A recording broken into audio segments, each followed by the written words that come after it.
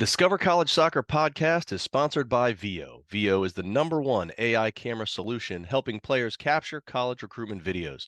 Check out their new starter and family options by clicking on the link in the description or visit Discover College Soccer to learn more. Hi, everybody. Welcome to Discover College Soccer. Today, I'm lucky enough to be joined by Coach Ian Stone from St. John's University in New York. Welcome, Coach. Thank you, Matt. Yeah, thanks for being here. Excited to talk to you.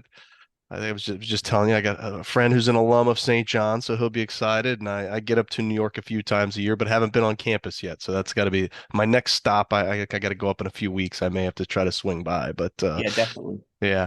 Looking, Well, looking nice right now. It's in bloom. oh yeah, it's a good time to be Yeah, up in New York, right? yeah, Yeah, yeah. just especially now I'm down here in Florida, it's starting to get really hot. Okay. Well, you and I are talking. It's early May. Couple crazy things at this point. I'll talk about the crazier one in a second. But in terms of your recruiting class, I'm sure 24 class is pretty much done and dusted. But when is your normal kind of calendar these days in terms of when do you like to have a class done? How much work have you done on 25s at this point? Do you have the list of 26s you're going to try to call in 6 weeks, or what does that look like right now for you in terms of timeline? Yeah, it's a great question. I mean, it got to the point where, compared to when I started doing this 30 years ago, it's very different. In that we kind of find ourselves recruiting 3 years at the same time right now. Which again, you just kind of roll with the punches and you try to deal with it. I mean, believe it or not, I was actually, which I think you're going to go on to next, I was looking forward to the transfer portal opening on May 1st, in that we needed actually to kind of fill a gap that we had, which hopefully is going to take place in the next couple of weeks. Then, yeah, then 24 will be done. We've got like 4 or 5 players of the 25 class right now. I find, which again is a little bit different for us, you almost have to over recruit, based upon what's going on as far as the ease now to get into the transfer portal. Yeah, I must admit, I'm not quite ready for the 26s yet. We've just been so busy in terms of we put a lot of time and effort into our actual players that are here. So we've just finished our spring season, which has gone really well. And yeah, there's players in the recruiting database, obviously, that we've seen for 26, but I haven't got that list together yet. But yeah, I mean, exciting times, definitely different times than has been in the past, but you just kind of get on with it and get it done, right? Yeah, and that's I guess what I keep seeing and hearing from coaches is that it really has changed in terms of the timeline now because of the transfer portal. And and like you said, it opened yesterday, and already the last number I saw was like 2,400 kids of all divisions, just girls, Yeah, not boys, just yeah, girls in yeah. it already. And it's like, okay, well, if you know, like if you're a coach, and I mean, I don't know if you had any kids go into the portal yesterday and today, but like now all of a sudden, if you think your roster's set, now all of a sudden you're Yeah. scrambling for one or two kids, or Yeah.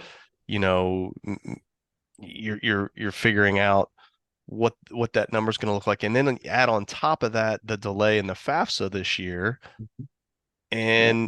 and everybody I'm talking to is so much farther behind, Yeah. I would say, Mhm. than what they were, say, 2 years ago.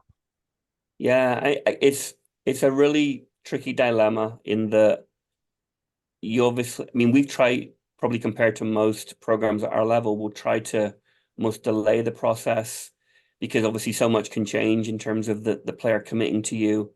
And then if let's say that's a couple of years out, um, what's changed in their life? How have they changed as a player? Hopefully there's a lot of development made, but it doesn't always work that way, obviously. Um, and so there's constantly going to be a shift. I mean, so we've got to a point which I've never really done before compared to the last couple of years, where we almost have to have more players on the roster because you're not really sure as to what's going to go on in terms of, obviously there's, as you know yourself, there's a lot of injuries going on in club soccer at the moment, so that can play a big factor in it. But also we like to think here that our players are going to develop a lot over the course of the spring. And so then it's just kind of weighing it all up in terms of really what it comes down to now is it's going to be you recruit maybe a couple more players than you used to before. Your rosters maybe are a little bit bigger than they were before, and then really all shakes out in preseason, where it's a competitive environment. I mean, we're a bit different in that, like, we're very rarely gonna move a player on from our program, and obviously unless they're breaking rules or failing out, and so we'll try to kind of persevere with the players that we get, but at the same time, we hopefully are going to bring in players that are going to strengthen our program every year, which I think is going to be the case for the next couple of years, definitely. So what is your kind of target roster size at this point? I mean, I've always found, and again, we've made some mistakes over the years with this, like one way or the other, but I've always found 27 is a great place for us. But next fall is probably going to be 30, 31. Just in the way that we do things, we want to invest a lot of time into each individual in the program. And so 27 has proven to be kind of the right number, the optimum number. But at the same time, there's so many uncertainties now,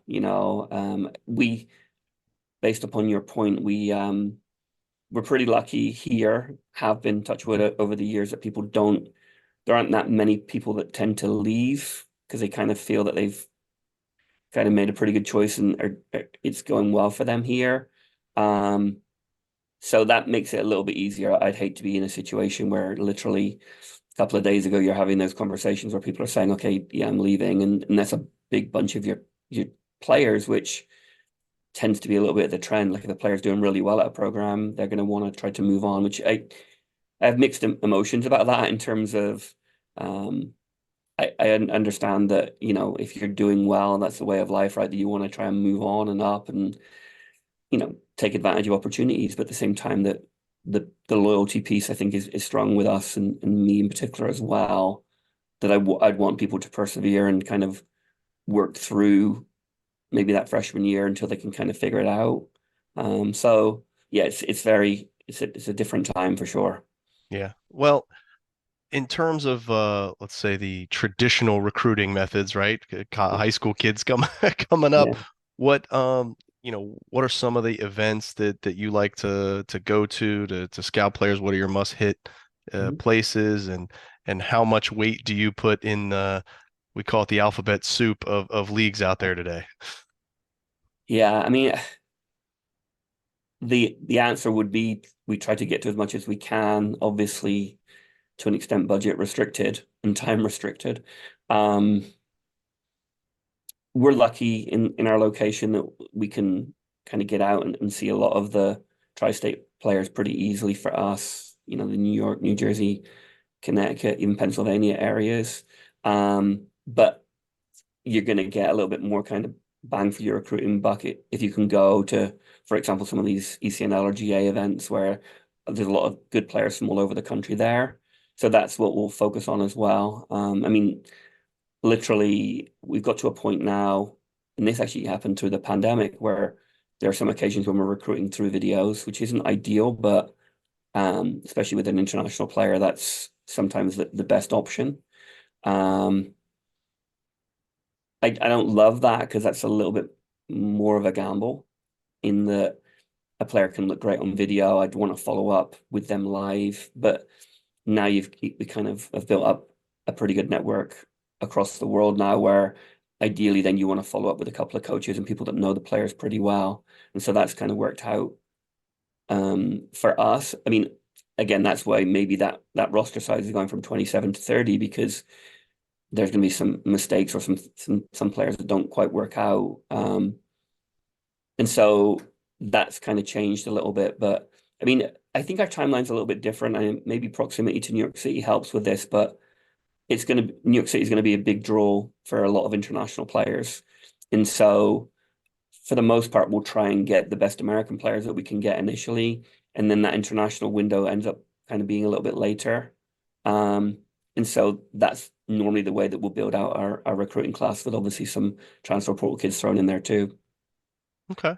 Well, whether it's international, domestic, transfer, whatever the case may be, kind of what's your hierarchy of things that you're looking for in a player, both on the field and off the field, attribute wise?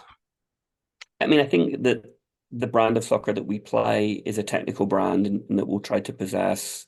Um, the lofty goal that we kind of set for ourselves is that we're trying to, if not initially, by the end of the 4 years, make players as complete as possible. So obviously, the more that they can have kind of a well-rounded game to begin with, the easier it's going to be for us. Um, will be the type of program I think that, and this maybe hurts us sometimes, but we'd rather recruit what we would consider a good soccer player than just a good athlete or just somebody that can bring one skill set.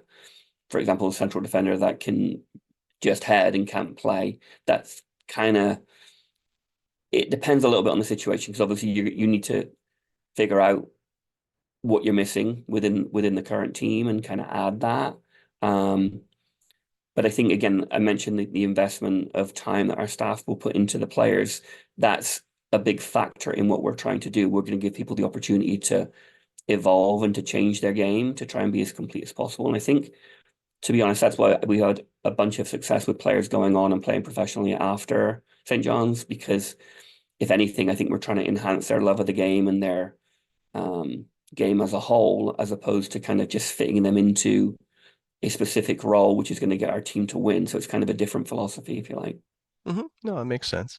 Mm. Well, one question I get from folks, and because they hear things around football or basketball, and obviously the we'll call it the Olympic sports are a little different in many times in terms of budgets and things. So Right. when it comes to official visits, Mhm. how often are you offering those to recruits? How many recruits might you bring in on official visits in a typical recruiting cycle? I mean, the way we're doing, again, this is very different again, but the way we're doing things at the moment, for the most part, is say, obviously, if we're recruiting an international player and we've kind of got ahead of the game, are pretty convinced that we want that player, um, my preference would be to bring them on an official visit so they kind of get to know what they're getting themselves into.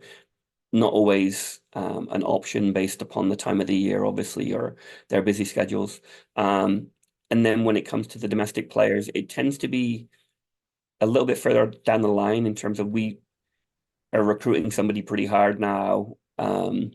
Maybe they've come on an unofficial visit if they're a local kid. Then we'll try to do the official visit right at the end, almost to really kind of get to know them a little bit better, so they get to know us better. They get to spend time with our players, and sometimes those players are the biggest selling point in terms of okay, they want to be teammates with some of the players in our program. It just varies really. It really depends. Say, for example, we had a need this year because we graduated, or both of our central defenders that were starting for us, one graduated and one was transferring for her master's. And so we literally then had to scour the world to try and find the best central defenders and then end up getting them here on official visits because it was kind of a need. Like we're going to build our team around our central defenders. Um, so it really depends upon the situation and where we're at in that kind of recruiting cycle and what our needs are. But for us, it tends to be, I think, maybe a little bit more sparse as far as the official visits, just because obviously there's only so many dollars that you have and you want to try and stretch them as far as possible. And so for the most part, like for example, in coming up, I'm going to the ECNL event in May. So that is probably going to be better for our recruiting process than, bringing in 10 recruits on official visits, of which we might only get one or two of those. Yeah, no, that makes sense. Yeah. All right, well, thank you. Let's talk a little bit more about the school. You've been there a day or two, from what I Yeah. understand. A So I little think bit. you've got a good perspective. So what is it about St. John's that you really like? What's kept you there this many years? What are some great things about the school that we might not even know going through the website? Yeah, sure. I think, again, as I mentioned before, the proximity to New York City, I think, really kind of sets us apart in terms of if it's somebody that wants to be near a big city, near New York, this may want to maybe one of the better options around. So with that, obviously, I mean, our business school's really strong, as you can imagine, in terms of the opportunities for internships and job possibilities in Manhattan. Um, I honestly, within our athletic department, I think the reason I've been here so long is because of the people that we have. In the It kind of works for what I want to try to do and my philosophy. In that, fortunately, having been here 30 years, um, there's kind of an understanding between myself and the athletic administration that I can do it the way that I want to do it, as opposed to some of my colleagues. Maybe they're under a little bit more pressure of having to get a certain number of wins, otherwise that contract won't get renewed. And so, I mean, I'll put enough pressure on myself that I don't need that added pressure. And obviously, we're trying to win and we're trying to be competitive, and we've done pretty well with that recently. But um, I think I think if there was added pressure on me, I think that would probably filter down to my players. And so the fact that, I work with people on a daily basis that I have a lot of respect for, and um, hopefully that kind of works the other way as well, I think makes it a little bit easier for me and for us to run our program the way that we want to. As a university, it's changed a lot even in the time I was here. And that when I first got here, it was a commuter school and that there weren't any dorms on campus.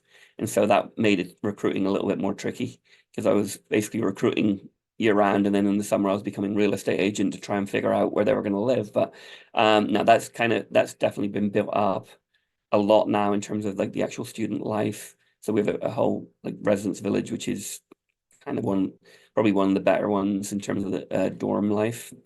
And then I mean, our sciences are pretty strong. Our pharmacy school is really good. Obviously, that's tricky to do pharmacy and play soccer at this level, but that kind of helps out with your biology and your chemistry majors. Um, in communications, TV and film are also strong majors, and we've got some international players that have wanted to come to New York City for that reason.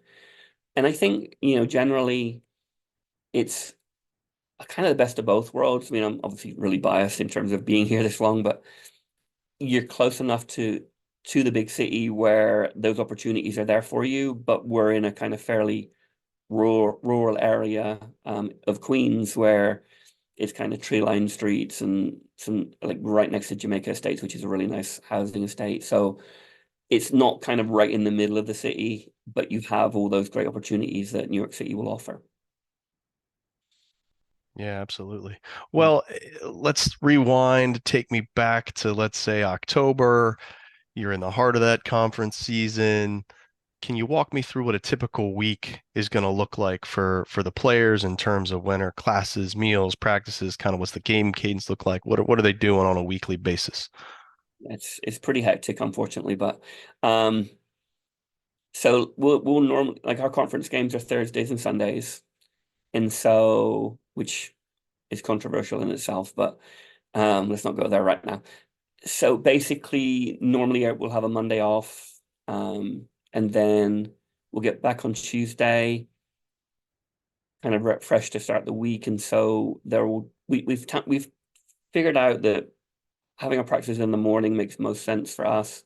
In that, when I first got here, um, I was actually doing another job as well as this job, so it had to be done at the end of the day. And so with the group of student athletes we have, they're very conscientious about their academics. And so it ended up, the practices weren't as effective because they were exhausted but at the end of the day. So we changed that a few years ago to practicing in the morning.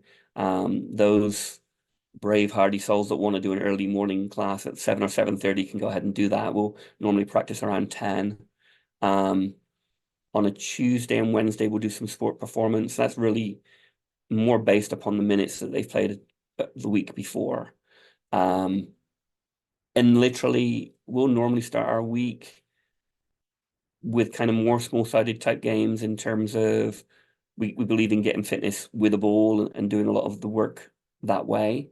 And then as the week goes on, there will be preparation for the opponent in that Wednesday practice, let's say. Game Thursday, Friday's just more regeneration for the players that have played a lot of minutes, and we'll do like some kind of technical and 5v5 activity with the other players that haven't played as much on the Thursday, try to get them ready and keep them at the same fitness level. And then we go back to the Saturday again, which is more of a game day -1 kind of preparation for the opponent type situation.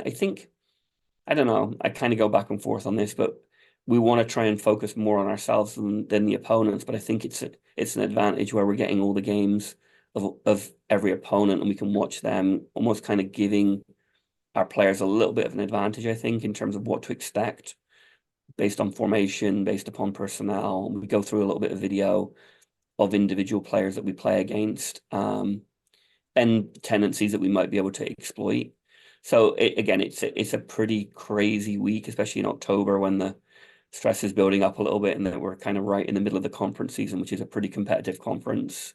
But it's kind of that time of year when you feel exhausted, but you're more alive than you're ever going to be, because that's kind of what it's all about. And hopefully that comes through with our players as well. I think there's a kind of good environment and a good atmosphere amongst the team where they tend to get each other through situations and enjoy being around each other. So that makes it obviously much more enjoyable. Yeah, sure. Well, let's talk a little bit more, kind of about the team. And we talked roster size, but another part of your roster is the staff. So talk Yeah. to me about how big is your staff? What role does everybody play? What other maybe support staff are in the athletic department that help out with the team, and who all is there and what do they do? Yeah, I mean, I'm really fortunate at the moment in terms of we have an associate head coach and an assistant coach that actually both played for me and both played for St. John's. So that makes a big difference in terms of the fact that they've kind of been there, done that. They're fantastic role models for our players, and really can kind of go to them for pretty much anything. So that's Amy Marin as the associate head coach and Sam Mazer as the assistant coach. That's kind of where we're at the moment. We ideally we would want our assistant coaches to move on to other positions, and that's just actually happened with the guy that was doing our goalkeeping coaching has just moved on to a full-time position. So we're in that kind of time period where I don't think we're going to end up with a third full-time assistant in the near future, but I think that's down the line. I mean, we rely heavily, based upon what I was saying before about our schedule, that on our athletic trainer who's been fantastic as well, and really makes a huge difference in terms of keeping everybody healthy. So that's Tricia Fratta. We have a sport performance coach that's working with a bunch of our teams, but like he's been working with our program now for 25 years, a guy called Rob Basil, who I actually, unfortunately for him, persuaded him to become a Leeds United fan like myself, and he's suffering along with me, especially this season at this point. And then actually we're pretty fortunate in terms of our sport administrators, a guy called John Diffley that has actually played in the MLS. And, very rarely are you getting like a soccer person that is in charge of that soccer program. And so he's been a great resource for us as well. He used to be an assistant men's coach here at St. John's, and so he kind of knows the coaching side of it as well. Our athletic director is a guy called Mike Cragg, who is very supportive of our program as well, in terms of, again, another soccer fan that has daughters that played. And so it's a great environment for me, and I think our players kind of feel the same way in terms of the support that's going on for them. In I don't know, I know this gets thrown around a lot, but it really, again, you can tell by the accent, I came from England, and this program is kind of my family, and that's kind of the way I think that the players in our team will kind of view it as well. And fortunately, they get to go home to their real families in a couple of days, and gives us a little bit of time to relax a little bit more. But no, it's great having them here, obviously. Great. Well, now training the guns on you a little bit. Talk to me about your coaching style of play. What kind of culture you're trying to build there? I mean, you've talked a little bit about it, but more on the lines of your coaching style. What's that look like? I think it can vary a little bit based upon what's going on. For example, this spring we had a pretty young team, and so it was a question of trying to almost like gently, gradually coax them into being able to practice and play at the level that we needed them to play at, the speed of play, the intensity every day in practice. we were fortunate last fall in that we were a very experienced team. And so, you know, that was more, we were able to give them more responsibility in terms of the decisions on the field and some of the things that were going on. And there was more leadership, I think, with that group than there is with this group. So, like, pretty much on a weekly basis, Amy and Sam will work with our leadership committee or our captains, and that's actually going to go on tomorrow. So the way that it's going to ideally work is the message from the coaching staff is going to get relayed through the leadership committee or the captains down through the team. I think that's just the most effective way of doing it. There's too much time in college soccer where the student athletes or the players are just with each other as opposed to being with us. I mean, they're with us a couple of hours a day in practice. So we want to try to almost pass the culture, which hopefully the juniors and seniors will know pretty well, down through the team, in that they're kind of always looking after each other. And one of the, which I think I stole from somewhere, I don't know where I stole it from, one of the kind of sayings behind the program is how you do anything is how you do everything. And so we were fortunate, as you can see in this little sign behind me, which is obviously placed strategically. We managed to get to the round of 16 in 2021, which was a huge accomplishment for the program. But at the same time, in 2019, I think our program had one of the highest GPAs in all of Division One women's soccer. So for us, we're looking at it not just to try to develop soccer players, but also people that are going to be successful in their careers, whether they end up playing soccer or not. And so that's why the academics is important for us. Again, we'll try to play attractive, good soccer. I think that's I struggle to kind of do it any other way, to be honest with you, and it's more enjoyable. I think there's a buy-in from our players that'll get recruited for that reason and now want to play in that style.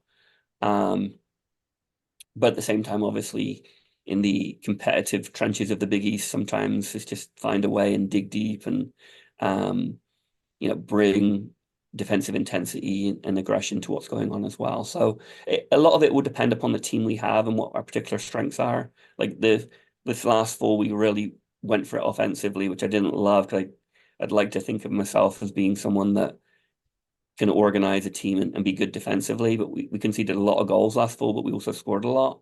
That was more based upon the personnel we had. So I think generally from year to year, we tend to be pretty good defensively, but we still try and play good stuff. And I'll kind of let a lot of that creativity flow. I think in the final third, we recruit those types of players. And that to me is kind of less black and white than the defensive third, where it has to be kind of done a certain way, especially when you have like, I think this year we have something like 4 days of preseason before we go and play Penn State away. So it would be impossible for me to have everything in place defensively. That's going to be kind of something hopefully our leaders are going to be able to communicate to each other on the field. And I think we tend to be pretty organized and pretty hardworking. Hopefully the passion of our coaching staff comes through on the players to the players too. Great. Well, I appreciate all your time. I want to ask you one last question before we wrap up, and that's if you did have, just one thing that you would want to share with people going through this college recruiting process, one thing you would hope they would know, what would that be? I think, and you hear this kind of bandied around a lot, but I think you just have to recognize, again, this is a cliche, apologies for the puns, but the ball is in your court. I tend to find that if you're in a club team and a bunch of other players are committing to programs, the pressure then builds on that player and that family to have to commit when in reality it's a big decision for you and you should really kind of take your time and try to figure out what the best fit is for you. And that, I think, again, like I mentioned ECNL before, where we're getting a lot of our players from, it doesn't have to be a Division One program. It can be whatever is the best fit for you. Like there's a player I was recruiting recently who was interested in being a nursing major. And basically, although I wanted her to come here and I thought she was a great player, my advice to her was that's really difficult to do in a Division One program of this level. And she ended up choosing a Division Two program, which is a better fit, to be honest with you. So I think that's the one thing and it's easier said than done because when you're in that almost rat race of everyone else committing, that's really difficult.